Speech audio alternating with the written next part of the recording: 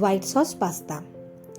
বাচ্চা থেকে বুড়ো এই খাবারটা কিন্তু অনেকেরই ভীষণ ফেভারিট।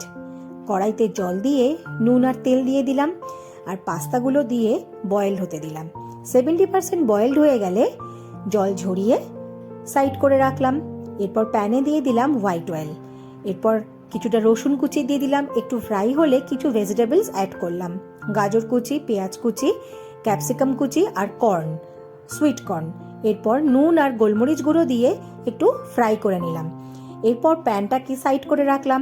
কড়াইতে আবার দিয়ে দিলাম অনেকটা বাটার আর 3 টেবিল স্পুন ময়দা, ভালো করে রোস্ট করে নিলাম। এরপর দিয়ে দিলাম 2 কাপ দুধ, ঠান্ডা দুধ, ভালো করে ব্লেন্ড করলাম। এরপর দিয়ে দিলাম পরিমাণ মতো নুন, চিলি ফ্লেক্স, অরিগ্যানো আর ব্ল্যাক পেপার বা গোলমরিচ গুঁড়ো, ভালো করে ব্লেন্ড করলাম। দিয়ে দিলাম সমস্ত ভেজিটেবলসগুলো, পাস্তা, ভালো করে ব্লেন্ড করলাম।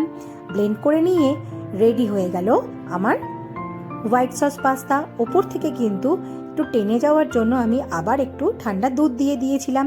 ব্যাস, নামিয়ে নিয়ে চিজ আর মিক্সড হার্বস দিয়ে আমার রেডি হয়ে গেল হোয়াইট সস পাস্তা।